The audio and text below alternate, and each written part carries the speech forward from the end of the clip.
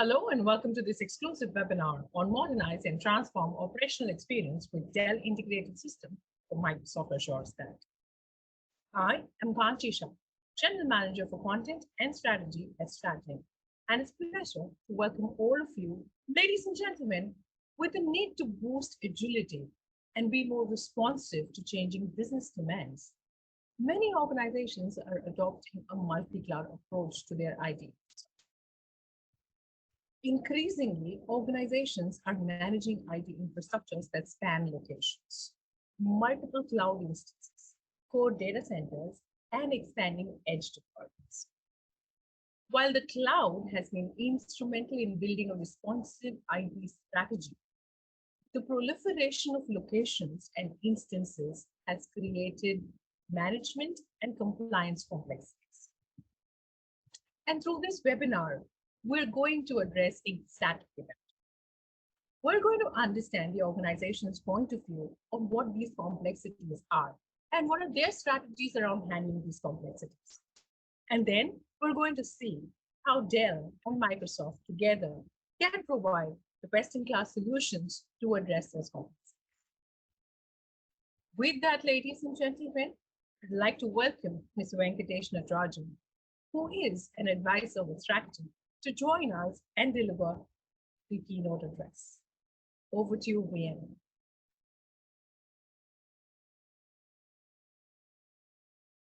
Good morning, ladies and gentlemen. You must be wondering, the very first slide which I bring up here is this single letter P. And what does this P stand for really? Very interesting. There are two words starting with the letter P, which have gained a lot of traction in recent times. And the first letter, which is starts with the letter, the first word which starts with the letter P is prediction. And I truly believe that we are living in a VUCA world, as we all know. We are not able to predict anything in this world. Even today, as I said, if you ask any sales guy what would be the month end or the year end closing figures, he would probably find it difficult to forecast and predict. So that's the way the world seems to be today. So should we not have this word called prediction, predict or prediction thrown out of the dictionary? So that's the first word of starting with P. The second word is, I'm saying protect and protection. This word has also gained a lot of traction now in recent times, especially after the COVID and the recent developments globally. So today we talk of protecting our borders, we talk of protecting our culture, and then we talk of even protecting our data. So this word called protection has gained a lot of traction globally today.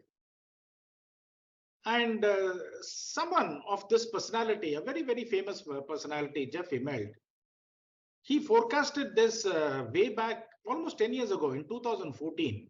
And he made this statement. He said, if you went to bed last night as an industrial and a manufacturing company, you're going to wake up as a software and an analytics company. A very, very powerful and a very, very profound statement, which sums up the kind of disruption we are witnessing across the globe, riding on technology, enabled by technology, digital technologies. And someone recently said that the kind of disruption we are going to witness in the next 10 years is going to be far more than probably what we witnessed in the last 100 years. So the future seems to be fairly exciting, challenging, and yet scary also. And COVID in the last 3 years has only accelerated these changes, and it has changed the basics. If we earlier in our schooling, we had studied the 3 R's as reading, writing, and arithmetic.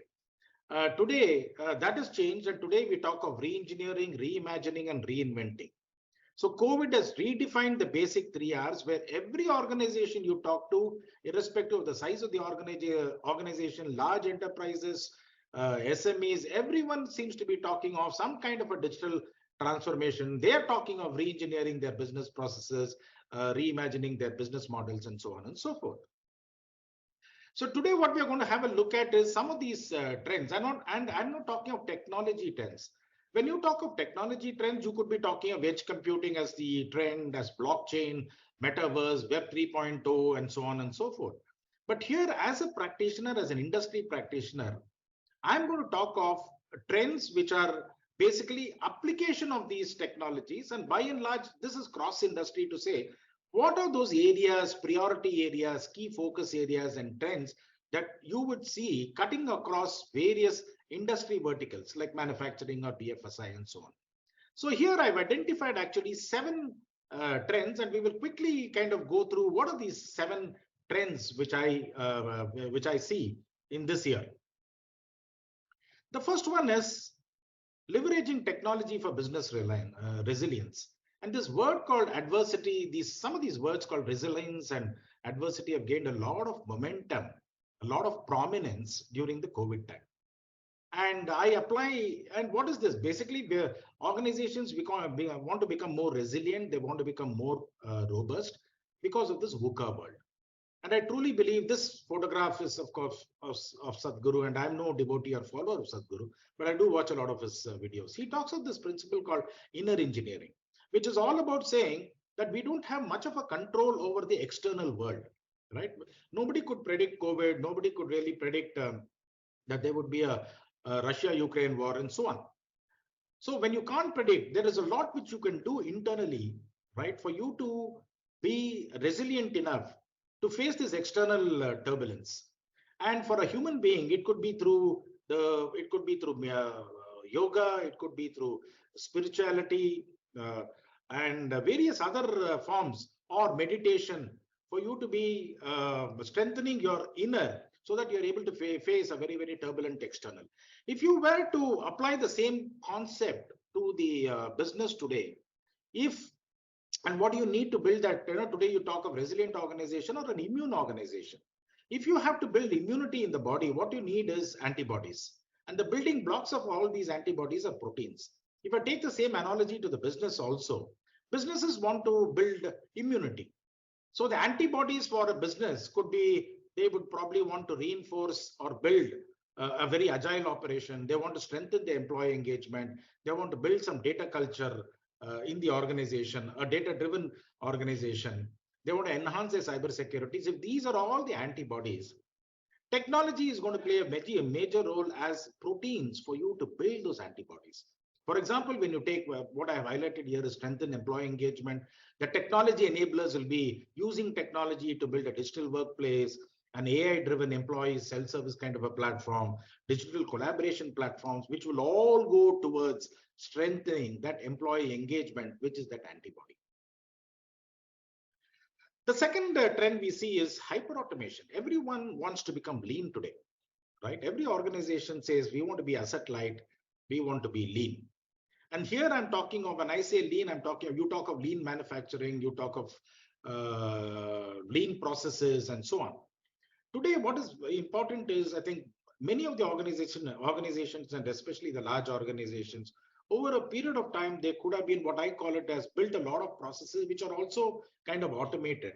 So process obesity leads to software obesity.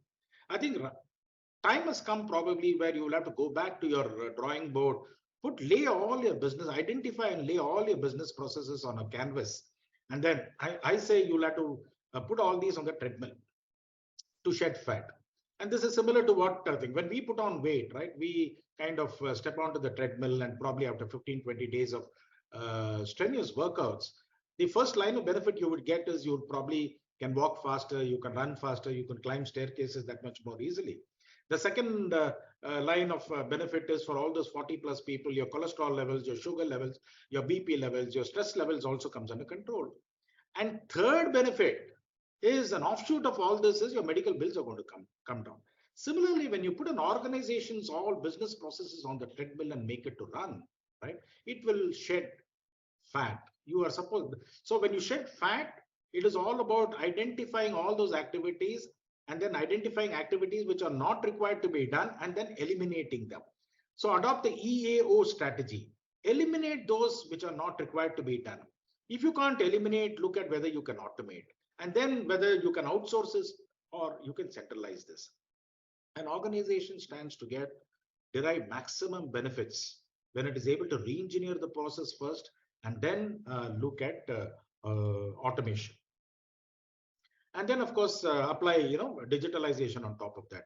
Lean process drives business acceleration and agility, and many of the organizations across industry segments seem to be focusing on using automation and hyper automation, using more and more of AI tools like RPA to drive automation at scale. The third priority area, key focus area for many of the CIOs I talk to is on CX transformation. So the moment you say digital transformation, a lot starts off, most of the people believe that it should start from the customer. You should keep the customer at the center of your entire transformation, and then look at what can you do to enhance your customer experience, and then look at everything behind that, and then come backward and work backwards to identify what should be done both externally and internally within the organization to deliver that very, very unique customer experience. Keeping in mind, of course, that the demography, when you do all these, I think organizations are conscious of the fact that there is a demography shift that is really happening, and that is accelerating the CX transformation. You have many of the businesses which are today run by the so-called millennials and people who have just kind of crossed their 20s and then taken over the responsibility of running their father's business or grandfather's business or whatever it is. They are all very, very digital savvy. They're all very, very tech savvy. They all use a lot of mobile apps, and they do a lot of things on the mobile. So when organizations chalk out their CX transformation strategy, it is very important that you keep in mind the segment of these customers and their rapidly changing expectations when it comes to digital enablers. So this is as far as the customer is concerned, but when you start then looking back, and today I think we should, across all industry segments, people would say that there is a lot of competition which is building. In every sector, there's a lot of competition with a lot of foreign players also pitching their tents in India. Now, how do you equip your sales guys who are fighting that battle on the battlefield? So what you see here is the American soldiers. And interestingly, the American soldiers are fully equipped. And with due respect to the Indian soldiers also, these people carry about 17 pounds of accessories. It could be equipment devices. It could be night vision goggles. It could be knives. It could be some pills and so on, apart from the arms and ammunitions. How do you equip your front-end field people, whether it's sales or service personnel, to be equipped with all these arms and ammunitions and all those digital tools for them to be fighting that battle very effectively in a very, very competitive landscape? The fourth trend which we see, of course, is about data. And everyone talks of data today. This four-letter word has become a very, very powerful word, to the extent where you have a lot of very prominent people, whether it is world leaders, whether it's corporate leaders, whether it's business leaders, talking about the power of data and what you can do with data and the power of AI. To the extent where one of the corporate leaders just a couple of years ago during the COVID in one of those summits on AI said that in the past, nations have competed on physical capital, financial capital, and human capital and intellectual capital. But in the coming decades, nations will increasingly compete on data capital. It's a very, very kind of a powerful statement, which gives a view of the kind of disruption that we would be viewing going forward. So the future of the nations will be determined by GDP. But here, this GDP is not only the gross domestic product, but also the gross data product. So CIO priorities as far as data and analytics and AI is concerned is, I think it's important that all the CIOs are looking at expanding their data landscape. So here I'm saying CIOs have to become Napoleon. So Napoleon Bonaparte was known for, he had this hunger for conquering land. So the CIO should be having this hunger for conquering the data landscape, or capturing more and more data, not only internally, but also externally, and then look at what you can really do and how much of value that you can mine from those data through the various kind of tools and technologies that are available today at his disposal. And then position data and then organize data in a combat ready mode. Because today businesses are asking for applications to be developed at breakneck speed. We can't be really saying at that point in time that the data is in the ERP, this is there in the CRM, and I need to get all this data together. You have to line up in such a way that they say that the Air Force, the moment they get an information that there is an intruder aircraft, they will scramble off a jet fighter within minutes, right? And then that goes and then intercepts the intruder aircraft. If this is the kind of response time, you can imagine the kind of people, process, technology, policies, procedures that are in place to enable this kind of a response time.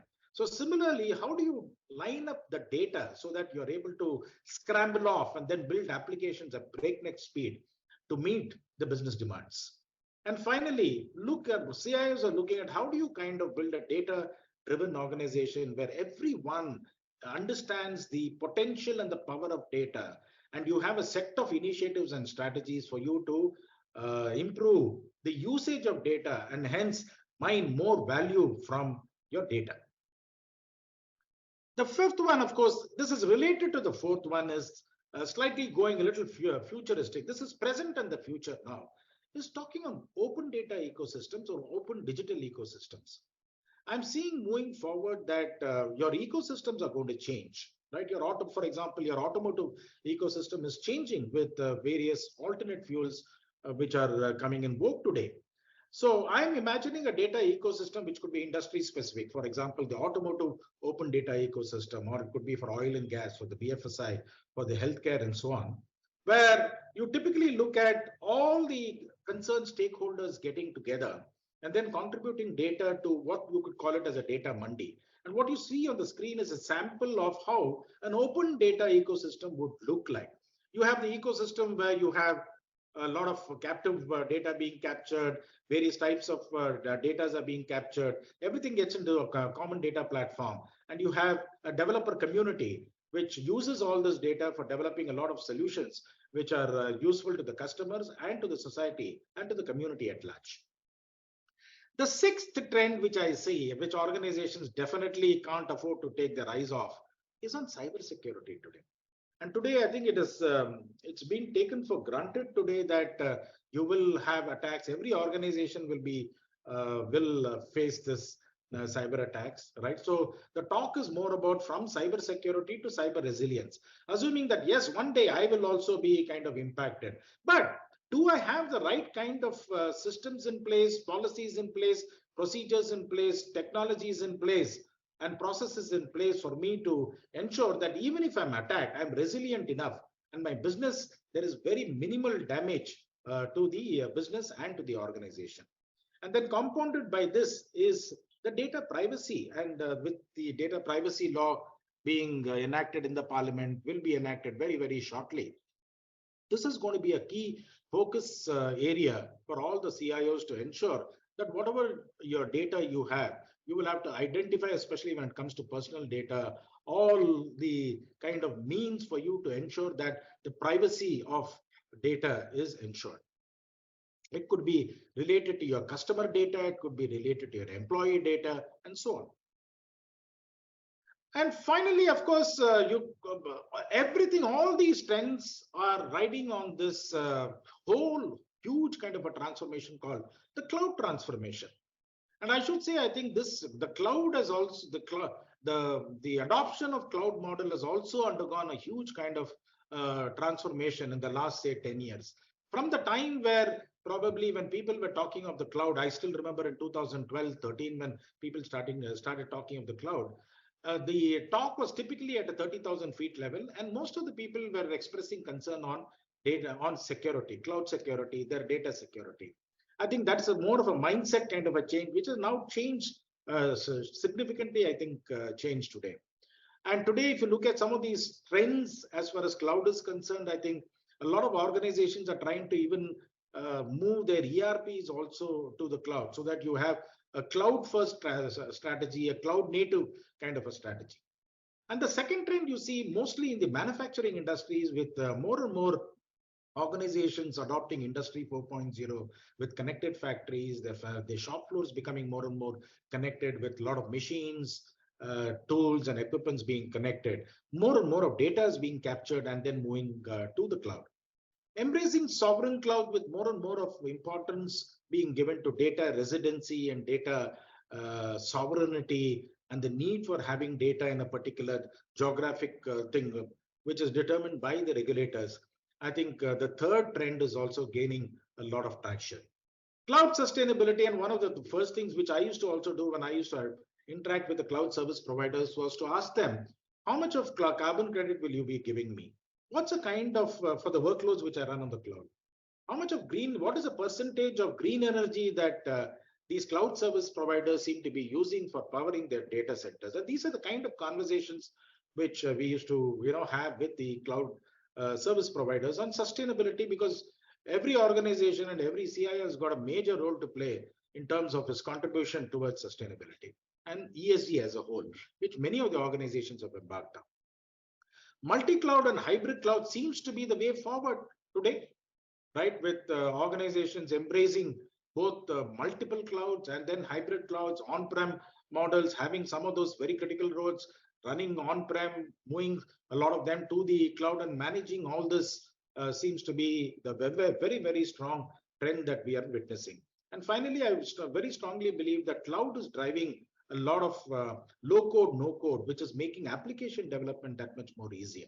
These are broadly the kind of cloud trends which we seem to be witnessing at this point in time. So the mantra for driving digital success is Appify. Look at everything and see whether you can build an application. Can you botify? Cloudify it? Cashify it? Gamify that. When I say cashify, look at whether you can monetize that. And then look at always trying to build some kind of a gamification in whatever application you develop, whether it's a web application, whether it's a mobile application, and so on. So today, the role of the CIO are also changing. And I'm saying CIOs, I mean technology leaders. From being chief information officers, they are now being asked to drive digital transformation in the organization. From a pull strategy to a push strategy. They were working for business, now they're working with the business. IT used to be considered as business enablers today, but CIOs today are considered to be business partners. From sitting in an ivory tower, IT meant sitting in an ivory tower, to being an anthropologist, where your IT guys are becoming more and more moving, not only being problem solvers, but also problem finders. And the kind of potential that you have now today for delivering that unique value proposition to the organization and being a differentiator is unlimited today. And so the CIO's role is something like this. This is, say, for example, Zubin Mehta, right? He has got an orchestra. You have a group which is playing violin, guitar, and so on. His job is to orchestrate all these instruments in such a way that the audience are able to get that very, very pleasing music to their ear. So the final thing is today, how is the role of the CIO or the chief digital officer changing? This is like a bartender. He has become like a bartender. What you see in the background is all those exotic wines and whiskeys. The job of a CIO and a CDO or a technology leader today in organization is like a bartender. He has to identify, recognize what the customer wants and what his expectations are, and then mix those right kind of wines and whiskeys in the right proportion to be making those wonderful cocktails and mocktails, which will be a delight for the customer. This is the kind of role which I envisage for the CEOs going forward. Thank you very much, and it was a pleasure sharing my thoughts. Thank you very much, VN, for taking us through a practitioner's perspective on the changing trends in technology and how exactly are they dealing with the big buzzword, which is cloud transformation.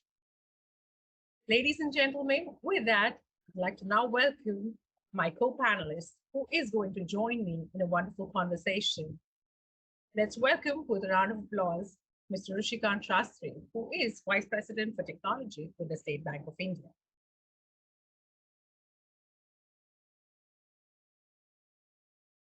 All right, ladies and gentlemen, I have with me in conversation Mr. R.K. Shastri, who is Vice President for Technology with the State Bank of India. Thank you very much, RK, for joining me in this conversation today. Thank you, Banchi. Ladies and gentlemen, as we've all seen, that organizations are formulating new strategies and looking at accelerating innovation through faster application rollout and predictable workload outcomes. They're also in the process of accelerating innovation through such integrations. Whether it is integrated server, storage, networking, and virtualization resources, along with end to end management of operations and management capabilities. All in all, organizations are in a quest to derive the right kind of operational experience with maximum efficiency. And that's exactly what I'm going to discuss with RK here. So, very quickly, RK, my first question to you today is, we've seen that there is a rising demand for data center consolidation with a surge in digital transformation. And that has kind of increased the adoption of hyperconverged infrastructure. What are your thoughts on the right strategies that organizations can formulate to adopt this seamlessly? Yeah. So before directly jumping to the strategies, let's sum up, or let's bring it, or start with the data center consolidation, why it is needed, and what all the steps required for it. Okay. So actually, it is a process of merging all these scattered system into efficient way. It includes your storage, your systems, your applications, your appliances, network, so on and so forth. So it also includes the computing technologies like data analytics and other peripheral applications, data warehouse, wherein we combine into at one place. Okay. So, okay, if I were to put it in a simple way, let's take an example of, downsizing the kitchen. In a kitchen, I have appliances, I have a fry pan, I have a low cook, I have a pressure cooker. If if I want to bring it into one place or under one devices, that's what we do in data center consultation also. In other words, it's a synonymous of data center optimization. Okay, the major motto to introduce consolidation is to reduce the cost and optimize business processes. So there is no fun of just doing consolidation. It has to reduce the costs and optimize my processes. Okay, and the three parameters I should able to achieve with the consolidation exercise. First and foremost, as I said, performance. My performance should be improved with my existing infrastructure. The second is resiliency. Resilience is very important. Last but not the least, scalability. I should be able to scalable within no time. Now, coming back to the steps or strategies, how I can achieve the data consolidation. First and foremost, evaluate what all things need to be consolidated, because at times anything and everything cannot be consolidated. So first and foremost, step one, evaluate what you need to do for consolidation, which all services or which all resources or which all network path you need to take care as a consolidation process. First step. Second, make sure you have the plan in place, what you need to do, whether you're going to do phase wise or whether you're going to do system wise, application wise, business processes wise. It's up to you. Have that plan in place. So once evaluation is done, once you have plan in place, then you need to have the design prototype in place. So what will to be system look like? If you don't have design, then there will be chaos when you actually start implementing or executing. So make sure you should have that designing prototype in place for the to-be systems, consolidated system to be developed. So step one, evaluation, saying plan. Third, evaluation. Last but not the least, build and start commissioning the activity. So overall, yes, if I want to do the data consolidation, why data consolidation, how to achieve that data consolidation, and what are the strategies, I guess that we have covered to answer your query. Brilliant, fantastic. Thank you very much for outlining it for us, RK. So technically, organizations are looking at performance, resilience, and of course, the speed that everything can bring to you to take all your products and strategies to market. Well, on that particular journey, we're seeing that migration to cloud has been instrumental in building a responsive IT strategy. However, this has also led to a proliferation of locations and instances and has created managing compliance complexities. In this kind of a scenario, what, according to you, are the imperatives of simplifying management security, and compliance of these distributed IT assets, whether in the cloud or on-prem or on edge infrastructure? So over here now we have three options. I would say, for example, on your questions, I have a cloud. You're talking about edge network or maybe something like that, or maybe something on-prem. Okay, cloud we all know, wherein I will move all my research to third-party space provider, maybe something like that. Edge network, when we call it as edge network or edge device, is something where I am expecting my data is very close to particular network device or appliances, and or maybe to the end user also, close proximity to my end user also, and I should be in a position to compute as early as possible. Okay, so that's what we call as edge infrastructure. Okay, on-prem, again, I know everything and anything is under my vicinity, under my ecosystem. Okay, so these how we define in a simpler way: cloud, on-prem, and your edge infrastructure. So accordingly, if security and compliance per se, it's but obvious, industry accept or not, when it comes to on-prem, I'm more comfortable. The reason is very simple, because that is within my eyes, it is within my ecosystem, within my vicinity. So of course, security and compliance to achieve or to follow on-prem, it's very easy for me. As I told you, when I say edge infrastructure, that means data will be close to my device. That means there will be security hindrance or security, volatility or something that's to be there. I have to be always at the edge. Cloud, well, most of the cloud providers these days, they say that they are quite secure and all these things, but still we have to dependent on the other folks, we have to dependent on our providers. So the answer the query, if it's a management per se, if I want to, if not bother about all these three activities, if I have to just outsource and just make sure that I have a SLA, stringent SLA in place, then cloud should be the best option available. But if at all, if I'm concerned about my data and if my regulator doesn't allow me, and I have that bandwidth wherein I can strike a right balance between my core activity and managing my IT assets also, I get it has to be balanced between on-prem and cloud. So as a bank or as a BFSI, I will always prefer that my critical applications should be run on on-prem stuff, or else whatever the computing and whatever the things which I can afford to go, or wherein there is a business demand, I'll strike a right balance between the edge infrastructure and cloud. So it won't be a single infra, you can say, or single place where I'll be looking at least BFSI per se. As on that, I'm not anticipating future, or I'm not going ahead, or rather I'm not assuming anything that regulator will be relaxed or something. But as on that, what I will say, striking a right balance between the on-prem, cloud, and edge infra, I guess that is the need of an hour. I couldn't agree more on that. And actually, when you say that this is specific to the banking and financial services industry, there's no wonder that the global market share for hyperconverged infrastructure for the banking and financial industry is a whopping 25.8%. With that, coming to my next question.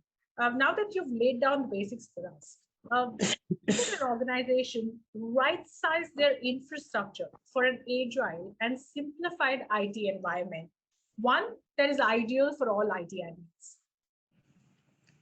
Yeah, see, there is something called right sizing and there is something called agile development. Also, let's again, the way we have proceeded or followed over the earlier questions over here, what is right sizing actually all about? It's process of reserving your computing instances. It may be containers, VMware, whatsoever it may be, with enough other stuff like CPUs, RAM, storage to achieve performance within your cost limit. Okay, so say for example, if I want to say, if I have limited energy source, for example, if 100 units of energy or 100 unit of resources, if 90 unit of resources just consume for my daily operations, so I will left over only 10 units of resource for computing and other high-end activities.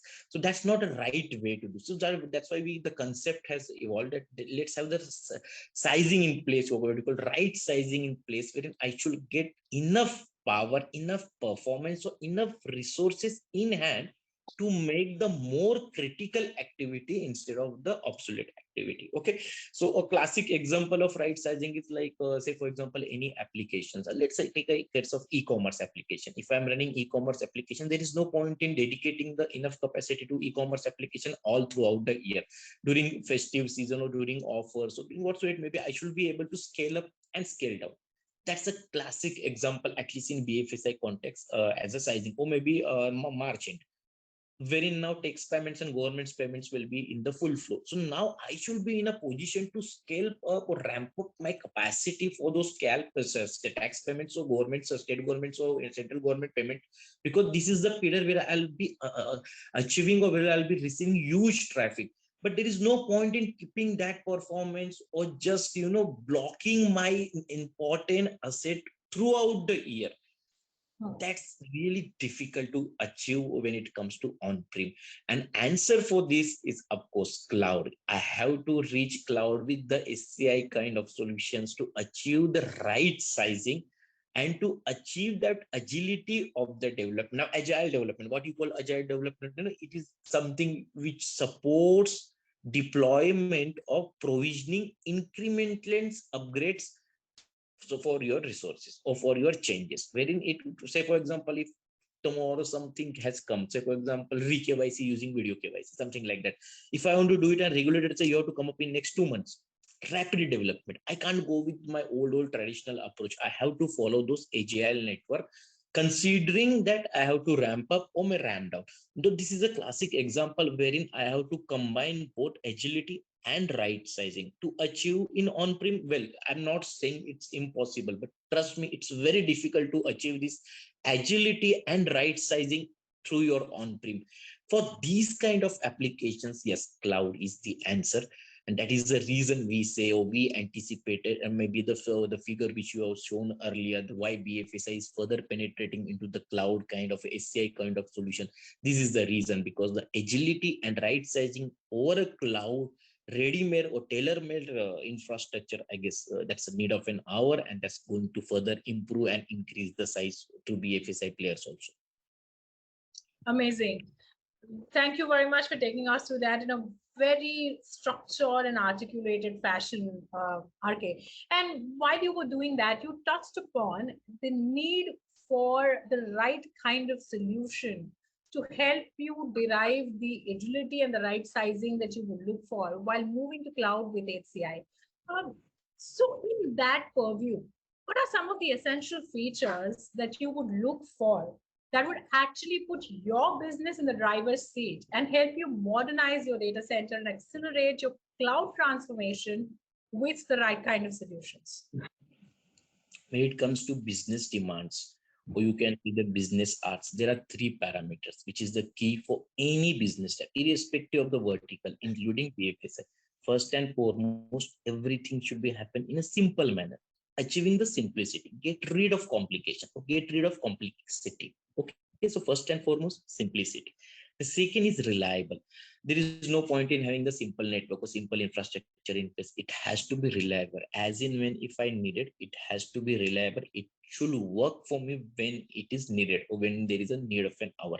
Last but not the least, as I said, if I want to compete in the market with all the players, it has to be innovative.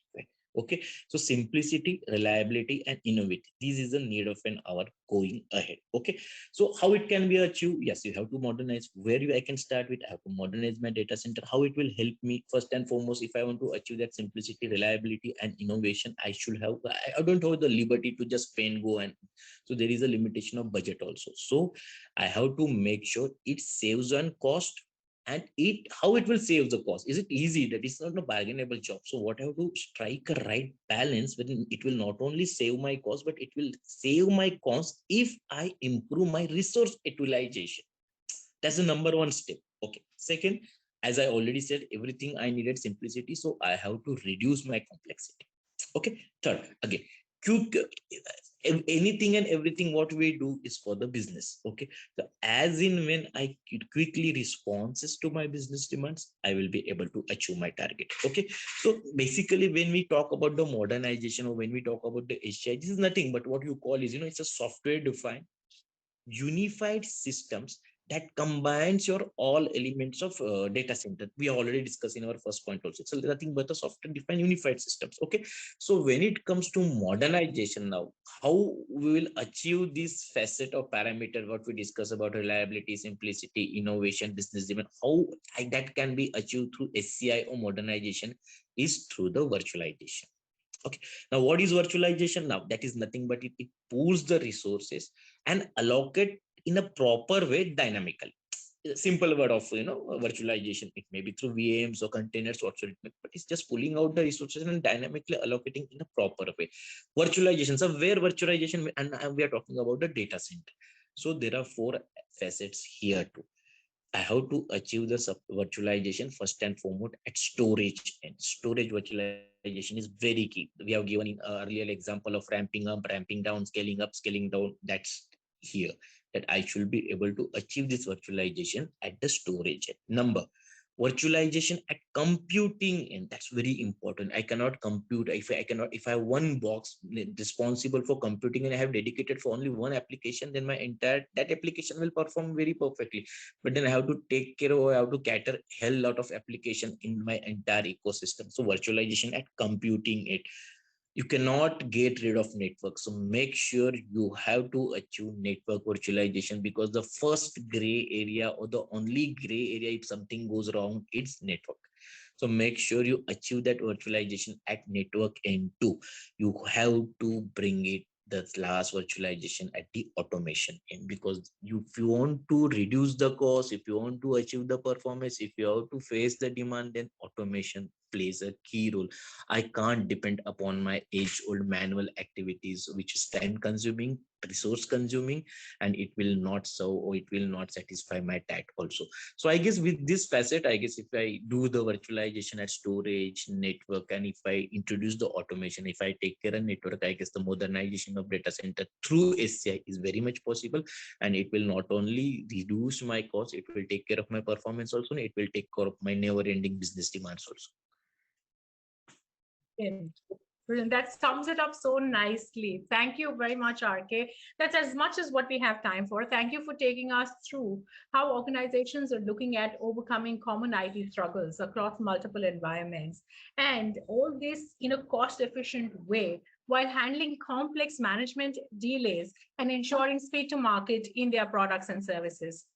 While we understand that performance is key and remains critical when you're dealing with multiple instances across cloud deployments, and faster performance means running more workloads, increasing productivity, and of course, accelerating what we're all after, business outcomes.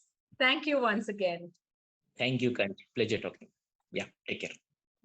Ladies and gentlemen, we've heard from RK on what's the imperatives of simplifying management, security, and compliance of distributed IT asset looks.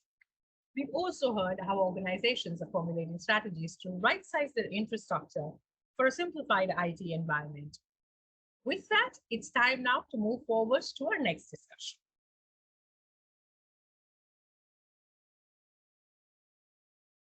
All right, everybody, I have with me in conversation Mr. Andre Ahmed from Dell Technologies. Thank you very much, Andre, for joining us today. Hi, Kanchi. Thank you. Thank you for having me. And also, we have with us Mr. Sunil Prabhu, who's from Microsoft. Thank you, Sunil, for joining us. You're welcome. Thanks for having me invited over. Hi, Andre.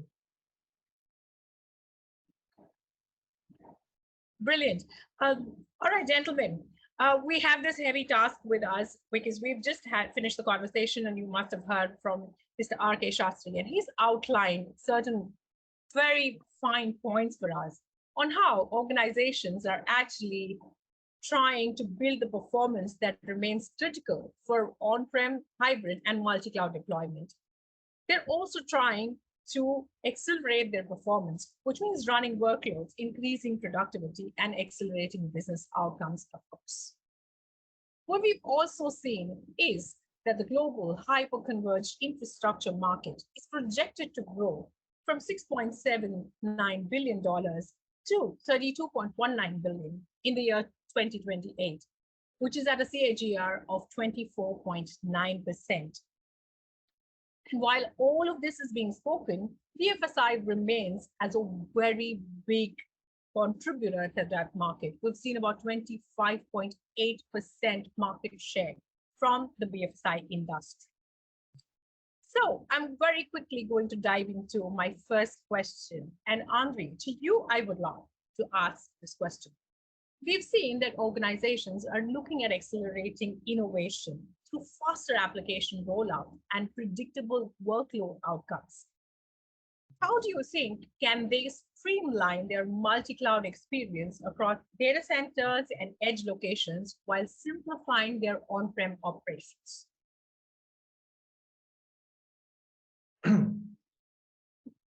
Right. So I think that the organization should look for a consistent infrastructure and operation across their multi-cloud, on-premise, and edge resources, right? Consistent means they use the same hybrid operating model, so organization doesn't have to spend and risk to different level of expertise in managing different and complex management points. On-premise platform should also have similar characteristics as the cloud platform, like agility, scalability, and simplicity, which can be achieved in technologies such as hyper-converged infrastructure. Dell and also joined together with Microsoft, we bring a hyper-converged solutions with very simple operations and with software-driven automation and lifecycle management and with hybrid by design approach. Brilliant. Thank you very much, Andre, for outlining that for us. And when we're speaking about hybrid by design, and of course, while we're trying to deliver all the kind of experience and simplify operations for organizations, what is your take on this, Sunil? Actually, if you see, digital and application innovation drive the business outcomes. The ability to deliver differentiated and flexible customer experiences, improve teamwork and well-being, and adapt and scale to new business models and ways of working will determine an organization's success. Hybrid cloud computing, which refers to a computing environment that combines public cloud and on-premises infrastructure, including private cloud, allows data and application to be shared with people. It gives you more deployment options and greater flexibility to scale computing resources and take advantage of cloud innovation while offering interoperability with your on-premises environment. At Microsoft and along with Dell, we have services like Azure Stack HCI, and there are some services like Azure DevOps, Azure Arc, Azure Arc-enabled data services, and of course, there were Azure AD, which help you run your production workload and cloud-native apps anywhere. Actually, it's evolving to include multi-cloud environments and edge infrastructure too.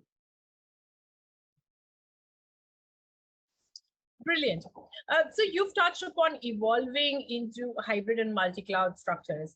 And with those integrations that simplify management and operations, while ensuring, of course, consistent application and infrastructure services, what are the key benefits that an organization can derive, Sunil?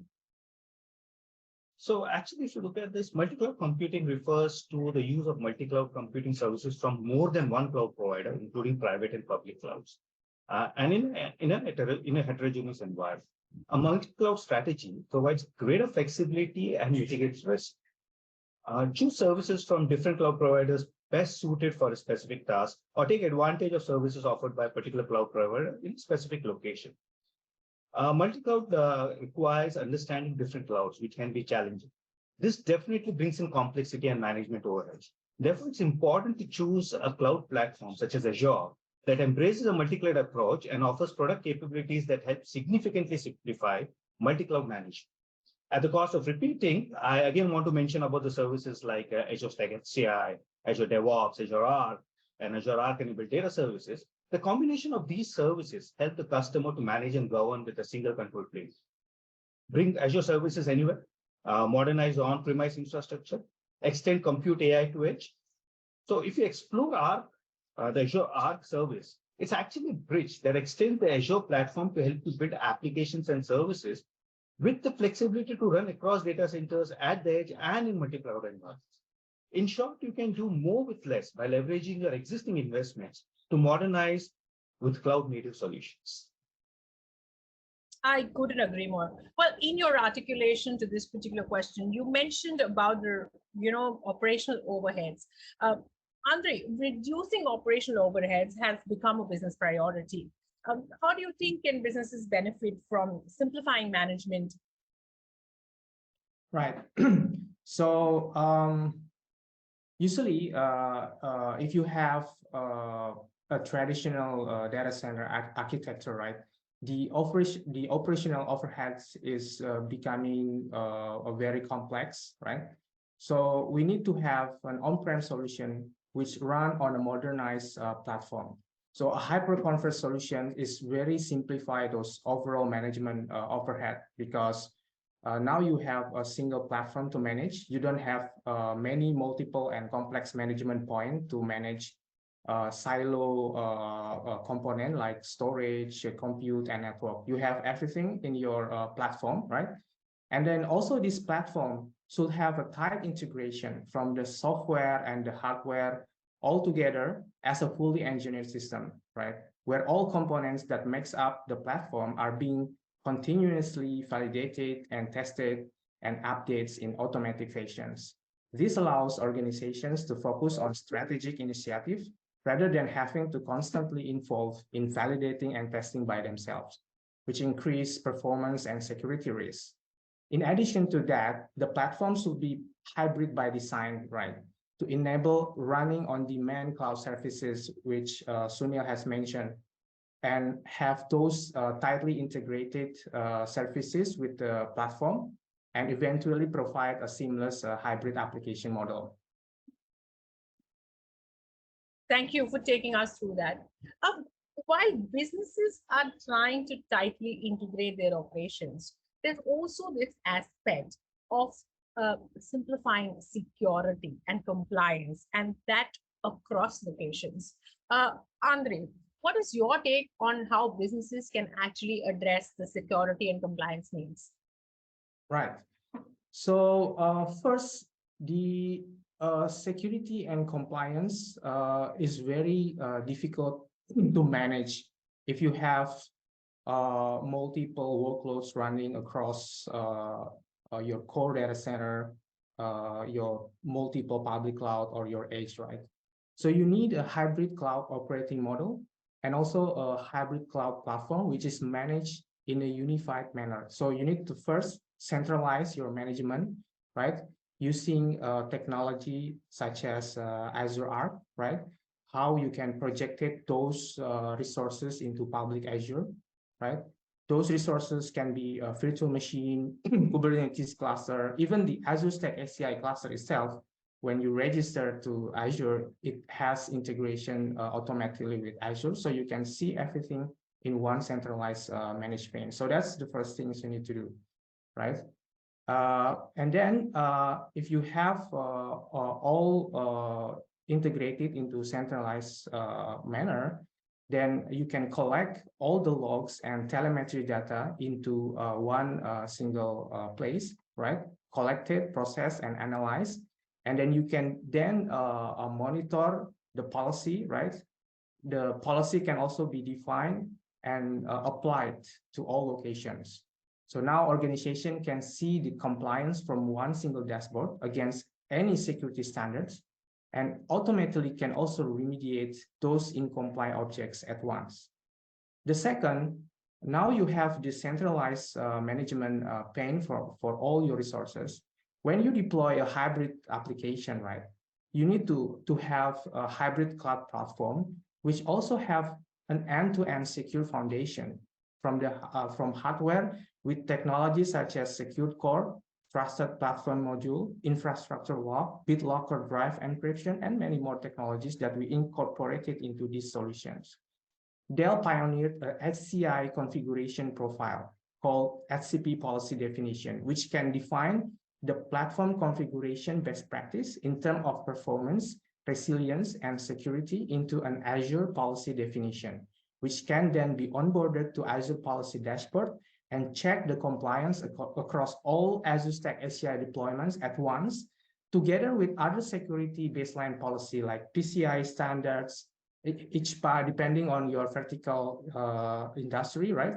And also many security standards being defined by Microsoft as well. Brilliant. So that's one consistent feature that we're seeing across all conversations. In my conversation with RK Shastri, this was exactly highlighted, where the priorities for an organization are performance, resilience, and of course, security. Thank you, Andre, for taking us through that. Sunil, would you like to add to this? Um, the paramount thing about using cloud is, the people will look at security and compliance as a primary thing, and it's really important for your organization that goes to the cloud, and use hybrid, because there is a lot of myths that is there as part of this overall conversation and the journey to the cloud. Now, I want to share a few points on this. Like, Microsoft actually invests more than about $1 billion annually on cybersecurity research and development. And we employ more than about 3,500 security experts who are dedicated to data security and privacy. And also, Azure has more certifications than any other cloud provider out there. Now, this is the foundation on which the entire Azure cloud is built on. And post that, Azure offers a unified hybrid security management and advanced threat protection for all the workloads across on-premise, Azure, and other cloud environments. This is where what Andrew told about said about these different services that are available from there. We complement that by using some of the services which are available on Azure itself. Like, you can use the cloud-based threat detection, response and analytics with Microsoft Defender for Cloud. You can centrally manage a wide range of resources, including Windows Server, Linux on Azure, SQL servers, Azure Kubernetes, Azure Arc-enabled data services. You can also perform virtual environment lifecycle management for your Azure Stack HCI. You can delegate access and manage security policies for resources using role-based access. The term used for that is RBAC. And you can also govern your disparate environments through the Azure portal to simplify multi-cloud management and drive operational efficiencies.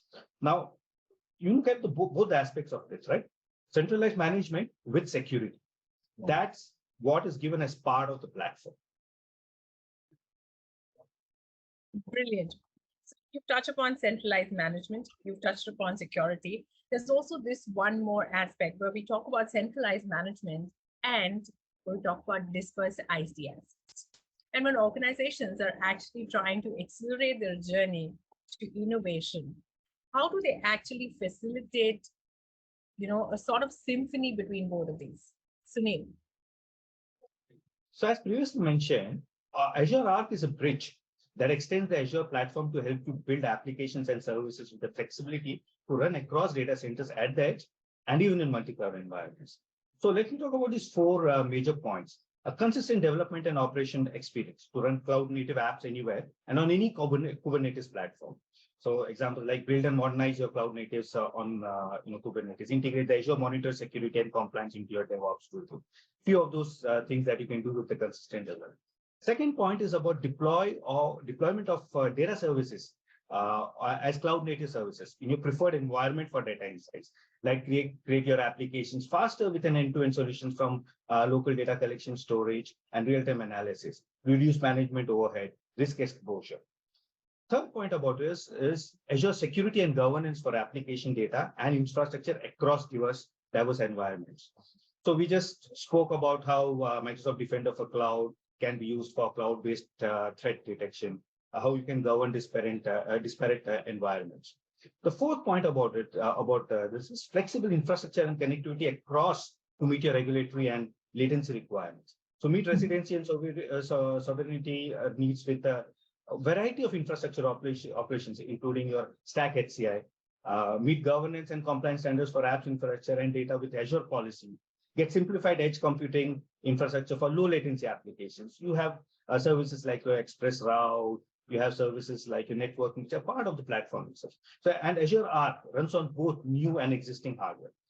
Virtualization and Kubernetes platforms, IoT devices, and integrated systems, these are all part of the services on which, or the platform on which Arc can be extended to. So if you look at the overall centralized management, you have a single pane of control from which, and that's Arc, Azure Arc, which can be used across, be it hybrid, be it multi-cloud, that can. Thank you for taking us in a very structured manner through that particular thing. Andre, would you want to take a stab at this?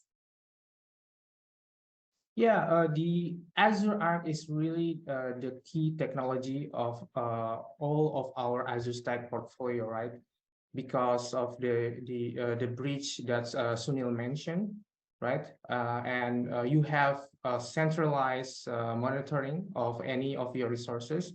But more to that is the ability to run the hybrid workload. So you can now have a freedom to choose the landing zone for your workload, for your applications, wherever they are, right? And you don't have to worry about running your workload on premise because it is managed through a single management, right? Your on-premise can be on a different location from data center core or from edge, but everything is managed through one management pane. And you can also bring those services into on-premise. So your consideration on data sovereignty, your consideration on cost, your consideration on customer experience by latency of the applications is all taken care of, right? But the innovation, the single management, the security aspect of it, all can be use the centralized manner in Azure, right? And all those innovation like Azure Arc data services, Azure Arc app services can also bring down to the on-premise, right? Without have to move your data or workload to cloud. So you have a freedom to do that. And that's why we at Dell, we provide this solution, Dell integrated system for Azure Stack ACI with the Azure Arc as the foundation, right? To give you those freedoms to build the hybrid application, the hybrid cloud operating model. Thank you, Andre. Well, while you're taking us through all of this, and we've heard from both you and Sunil on the different features and the different advantages of an Azure multi-cloud ecosystem with Dell Azure Stack HCI. Could you walk us through a recent deployment of this solution? Yes. So recently we have deployed Dell Azure Stack HCI with our largest cloud service provider worldwide, right? This partner provides managed private cloud services in 4 global territories, right? Across Europe, across Asia Pacific and US territory as well. These cloud service providers hosted thousands of virtual machines on premise, but they want to integrate them to Azure management services such as Azure Active Directory, Azure Policy, Azure Monitor, Azure Backup, and Azure Site Recovery. And also from the security perspective, including also the Microsoft Defender for Cloud. So our cloud service providers also leverage the Dell integrated appliance approach, where managing lifecycle management at scale is very simple and seamless, right? In contrast, if they go with the do-it-yourself approach using a standard server or a validated server. So the integrated system is benefiting them to do large-scale deployment, right? We also have this open managed integration to Windows Admin Center and the Azure Arc and Azure Policy integration, which helps them centralize and manage the policy at scale, the security compliance, the configuration best practice to keep hardware at its performance, resiliency, and security that we talk about across hundreds of Azure Stack HCI nodes across multiple geographical locations, right? At the acquisition phase, they're really looking at how to build a hybrid cloud platform with cloud services that they already familiar in Azure, the convenience that their customer and themselves as the partner has already done with Azure, right? Their existing infrastructure, which were a traditional three-tier, could not scale and integrate well with the capabilities of cloud that they want to deliver to their end customers. So the Azure Stack ACI architecture was quite compelling to them. And working with Dell, with history of joint engineering, marketing, and support with Microsoft, and also we have the largest hardware supply chains, gave them assurance on rolling out the new modernized cloud infrastructure. Brilliant. Those are some excellent benefits that the organization has derived out of this deployment. Thank you for walking us through that in an elaborate fashion. With that, I see that we're almost at the fag end of this conversation and we have a few more minutes left. So my parting question to both of you, and I'll begin with you, Sunil, is that organizations have these transformational plans that help them deliver business outcomes. And hyperconverged infrastructure is one of the solutions that will actually drive those outcomes. How do Dell Technologies and Microsoft help enterprises develop this exact transformation plan? So over and above the various programs we offer our customers in the cloud journey, be it related to migration or modernization, I see few advantages. And one of the biggest one is faster time to value. Like the partnership with Dell helps offer integrated systems. Okay, it's simple to deploy and procure. The solution is ideal to customers who require turnkey solutions with little deployment effort from IT staff. Joint support agreement with ticket exchanges between Dell and Microsoft. There is a broader choice of hardware components that Dell offers, and Dell offers diverse configurations for demanding workloads. Ability for customers to engage with Dell as a system integrator too, for deployment integration if needed. So these are some of the things that the enterprise can leverage from the partnership. That is one. And second is obviously in their transformational journey, I would like to bring out one, I want to call out one specific program that we have, that's the Azure Migration and Modernization Program, AMP in short form, if I may. That helps customers accelerate their cloud journey with the right mix of best practice guidance, resources, and expert help at a very early stage. Now, we meet customers wherever they are in their cloud journey and help them move forward with confidence, right from planning to moving them to making it happen success. And obviously, with Dell as the partner, everything becomes easier because they're there as part of the platform for the HCI, as well as from a system integrator aspect. Brilliant. Over to you, Andre. Yeah, so they have to develop a transformational plan, usually with the an enterprise architecture with the cloud enterprise architecture, right? But the simplest way is first they have to develop a cloud smart strategy, right? They basically inventory their application, right, and maps their application and workload into their specific landing zone, whether it is on public cloud or on premise, right?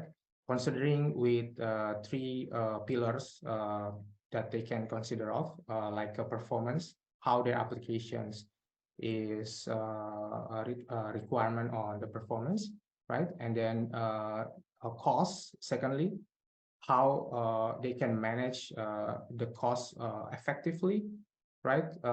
They have to know their characteristic of application, whether it is 24/7, whether it is test or dev environment, right? And also the latency, how the application is accessed by the customer and how they can give more customer experience. So this application mapping portfolio is very critical to have in the first place. And then the secondly, they can embrace the hybrid cloud operating model, right? Where they can get all the innovation from the cloud. They can use the cloud, but they can still manage their performance, cost, and security for workloads, which is very suitable run on premise, right? And then to be able to do that, they also need to consider all the organizational aspects, right? They have to consider the skills. they have to consider how they can embrace DevOps culture, for example. And the most important thing also business sponsorship, right? The executive blessings.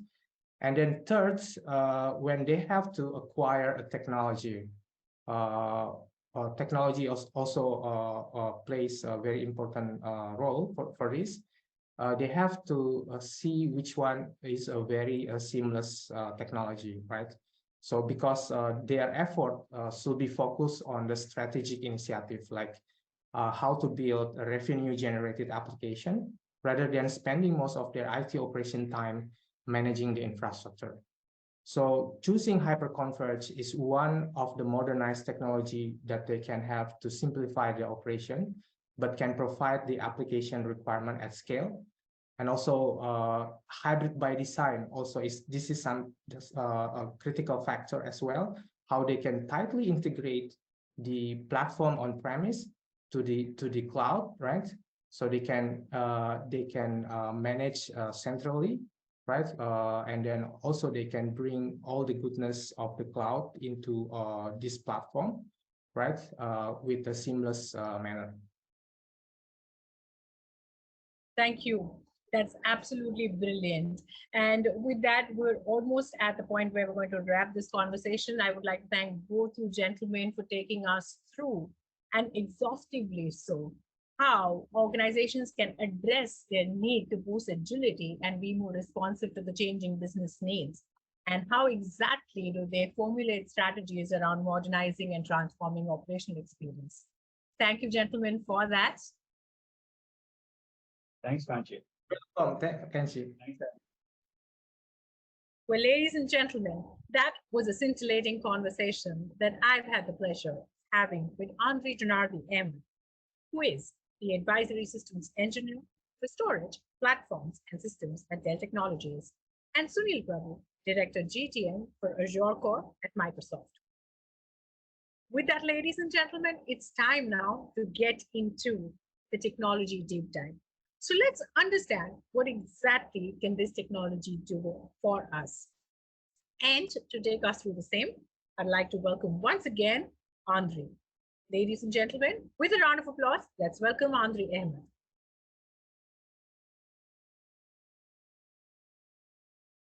Hello, everyone. I'm Andre again from Dell Technologies. Today, I'm going to take you through the demo of hybrid multi-cloud management of our Dell integrated system for Microsoft Azure Stack ACI solutions. Just to give you a context, Dell integrated system for Microsoft Azure Stack ACI is built on a purpose-built Azure Stack ACI OS, is an Azure services, right? And it's very integrated to our hardware platform. It is a fully engineered integrated ACI solutions. It is pre-installed. It has an automation integrated to its management, and it has a joint engineering and support with Microsoft. It also has what we call an open managed integration for centralized management. So open managed integrations allows you to manage the cluster very seamless and very easy for cluster lifecycle management, cluster expansions, and many other features such as dynamic CPU core management and HCP policy, HCI configuration profile policy that we are going to demo very soon. It also has a broad configuration choice for different workload requirement or use cases, such as edge use cases, and also for core data center use cases for running high performance, mission critical workloads, such as SQL databases, and so on. It also hybrid by design. It can be integrated on demand using any Azure services. For example, Azure management services such as Azure Monitor, Azure Policy, Azure Defender for the cloud, and also Azure Arc-enabled data services and Azure App Services and Azure Kubernetes services. So let's take a look at the management point of the Azure Stack ACI. First, you can manage Azure Stack ACI using Windows Admin Center. Dell has integrated Windows Admin Center with its Open Manage integration. So it allows you to manage on-premise the cluster lifecycle management, expansion, and so on. You can also manage Azure Stack ACI at scale using Azure Arc integration. So Azure Arc integration will project all the resources on-premise to Azure, where it is considered as an Azure resource provider. So if it is an Azure resource provider, you can actually use role-based access control, you can tag, you can inventory, and you can integrate to many other Azure services to these projected resources. Now, on this demo, I will show you how we can use the Azure policies to define a policy which consider the best practice of the configuration, such as the cluster configurations, security configurations, and operating system configurations. All those policy is defined and managed by Dell, and you can onboard those policy to Azure, right? And then see the compliance from Azure. And also you can consistently see the policy compliance on the Windows Admin Center Open Manage as well. Let's take a look at the demo. So now you see the Azure portal on the Azure Policy Blade. So you can see the list of policy definition, which is a built-in from Azure, from Microsoft, where you can define the regulatory compliance, right? Guest configuration, monitoring policies, and so on.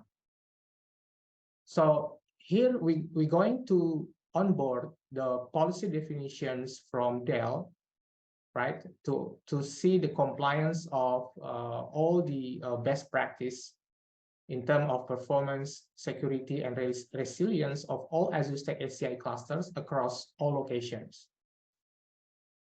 Now let's take a look at the Windows Admin Center on the on-premise. So this is the dashboard of the Windows Admin Center, and then you see the Open Manage integration extension on the Windows Admin Center. So here we can see the health, the number of the nodes, and all the security has been enabled, right? Now we want to onboard the policy from Windows Admin Center. First, you need to sign in. So remember that Azure Stack ACI OS is an Azure service. You need to have an Azure subscriptions and credits, right? And then you need to have a user account that has access to manage the policy, right? So the system will do a pre-check and then see all the requirement to onboard the policy, right? So first, the cluster must be registered to Azure. Remember, Azure Stack ACI policy is connected to Azure at least 30 days of connection to aggregate the billing, right? And the Windows Admin Center also is registered to Azure Active Directory. And you need also to have a user which has permission to create and manage policy. Okay, let's onboard the policies. First, you need to configure the cluster setting first. Before that, you can see also the details of the subscription. So all your Azure Stack ACI is residing on this subscription details. So this is in which subscription ID and which resource group it is located and which region it is located. So before you onboard the policy, you need to configure the cluster settings. So the cluster settings is depending on how you deploy your Azure Stack ACI cluster. So what is the use case? Is it the edge use case? Is it a core data center use case, right? So you can change the network topology and deployment model accordingly. So here we're going to select non-converged physical. It means that the storage traffic and the host management and VM traffic is separated into a different physical adapter and physical network link. So this is one of the best practice if we are going to deploy on the core data center. And the deployment model also, we select the scalable. So scalable means using top of the rack switch for scaling your cluster later on, right? So this all best practice of this deployment is already incorporated into an Azure policy definition from Dell Technologies. So let's save this cluster configuration settings. Let's onboard the policies. You see the policy is consisting of three configuration policy. You have the HCI hardware configuration policy where you have best practice on turning on BIOS driver firmware, right, to have the best performance and security and resilience. You also have the operating system configuration policy, right? This is also to make sure that the configuration on the hardware level and the OS setting level is consistent and at its best performance. Also, you have a cluster-wide configuration policy. So we're going to onboard these policies to Azure, right? Using the user and the subscription that we already defined.